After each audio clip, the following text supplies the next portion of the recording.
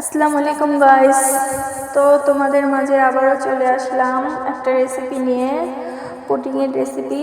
তো আমি তেমন একটা ভালো পারি না, তারপরও যতটুকু পারি বাসায় করে খাই। তো তোমাদের মাঝে নিয়ে আসলাম। এখন তোমরা দেখে বলবা যে আসলে আমি ঠিকঠাক মতো সব কিছু দিছি কিনা, আমি পারি কিনা। ঠিক আছে, তো দেখো, শুরু করে দাও দেখা।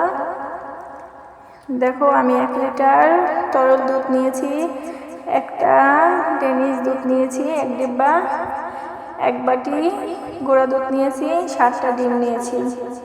এই যে আমার হাতে দেখতে পাচ্ছ, এই যে গুঁড়া দুধ দেখতে পাচ্ছ, এই যে ডিম দেখতে পাচ্ছ। তো এখন আমি চলে যাব গরম বসাতে।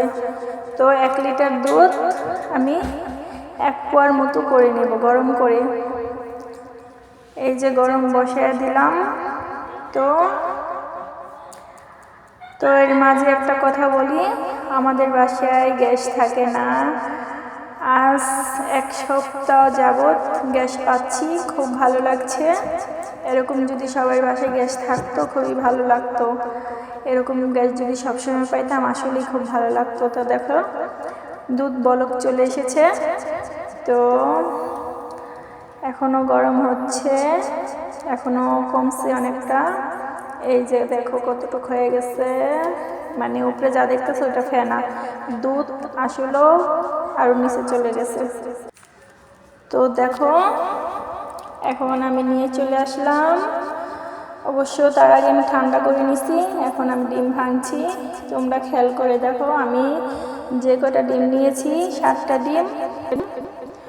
অবশ্য আমি জানি না কে কয়টা দেয়, আমি যতটুকু জানি 1 লিটার দুধে 7টা না 4টা ডিম দিতে হয়। কিন্তু আমার কাছে সব কিছু বেশি বেশি দিলেই ভালো লাগে। অবশ্য আমি যতটা দুধ দিচ্ছি অন্য অন্য মানুষ ততটা দুধ দেয় না। আমি 1 লিটার দুধ দিলাম, তারপরে একটা ডেনিশ দুধ দিলাম 1 ডিব্বা, 1 বাটি গুঁড়া দুধ দিয়ে দিলাম। তো আমার কাছে একটু বেশি বেশি না হলে ভালো লাগে না। অনেক মানুষের বিস্কিটের গুঁড়াটা দেয়, তোমার টোস্ট বিস্কিট যেটা সেটা দেয়, তো আমি সেটা দেই না, আমার ভালো লাগে না। আর অন্য কিছুও দেওয়া যায়, তো আমি দেই না, আমার ভালো লাগে না। তো দেখো আমি কিভাবে পুডিংটা তৈরি করছি। তো দেখো, আমার হ্যান্ড ব্লেন্ডার ছিল, এই মুহূর্তে নাই, নষ্ট হয়ে গেছে। তাই আমার খুন্তিটাই আমার আপাতত হ্যান্ড ব্লেন্ডার হয়ে গেছে। এই যে গুঁড়ো দুধ দিয়ে দিলাম, এই যে ব্লেন্ড করতেছি। দেখতেই থাকো তোমরা, ভিডিওটা শেষ পর্যন্ত দেখবা, দেখে কিন্তু বলবা আসলেই আমি পারি কি না। তোমাদের মতো তো এত ভালো পারবো না। এই যে দেখো, ডেনিশ দুধ দিয়ে দিচ্ছি, পুরোটাই দিব। দেখতে থাকো দেখতে থাকো। এই যে দেওয়া শেষ হয়ে গেল। এখন আবার ব্লেন্ড করব আমার খুন্তি ব্লেন্ডার দিয়ে। তো ব্লেন্ড করতেই আছি। পুরো ভিডিওটা তোমাদের মাঝে তুলে ধরলাম। ভিডিওটা একটু লং হয়ে গেছে, তো আশা করি তোমরা দেখবা। তো এই যে দেখো, ব্লেন্ডার দিয়ে, খুন্তি ব্লেন্ডার দিয়ে ব্লেন্ড করতে আসি, কড়াই শেষ হচ্ছে না।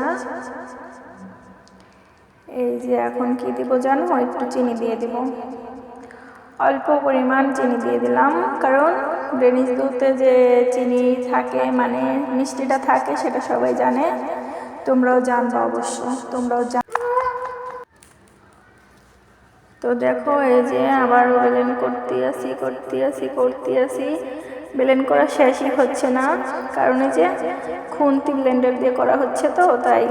এই যে দেখো, পুরোটা দিয়ে দিছি, একটু রাখিনি, এটার সাথে যতটুকু লেগে আছে ততটুকুই। আবারও ব্লেন্ড করতেই আসি। তো তোমরা দেখতেই থাকো, যদি আমাকে ভালোবাসো তাহলে দেখবা, তাছাড়া তো আর দেখবা না। এই যে দেখো, এখন সেকনি দিয়ে সেকে নেব। এতক্ষণ যেটা আমার খুন্তি ব্লেন্ডার দিয়ে ব্লেন্ডার করতে এসেছিলাম সেটা আবার ছেঁকে নিচ্ছি। তোমরা দেখো, দেখে বলো এটাও কি আমার ভুল হয়েছে না সঠিক হয়েছে। তো আমি যেভাবে করি সেভাবেই করছি আর কি, জানি না তোমরা কিভাবে করো। এই যে তরল দুধ দিয়ে দিলাম, এটাও ছেঁকে নিলাম। দেখো এখানে কিছুটা, অবশ্য এটা ময়লা না, এটা হলো ঘন হয়ে গেছে সেটা আর কি, ঠিক আছে। তো এটাই শক্ত শক্ত হয়ে থাকবে না সেঁকলে, তাই সেঁকে নিলাম। আমার কমপ্লিট হয়ে গেল সব কিছু ব্লেন্ড করা।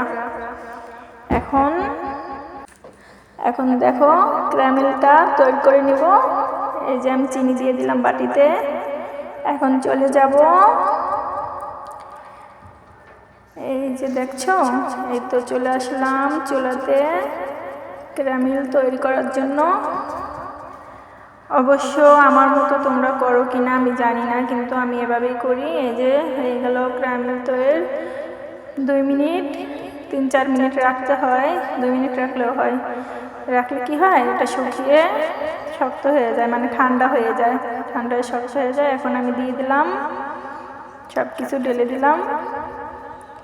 এই যে দেখো, এখন আমি চলে যাব। এই যে দেখো বসাইয়া দিলাম। তার 10 মিনিট আগে আমি চুলায় গরম পানি দিয়ে দিছি। একটু পানি গরম হইলে এটা দিয়ে দিতে হয়। তো আমি এখন দিয়ে দিলাম।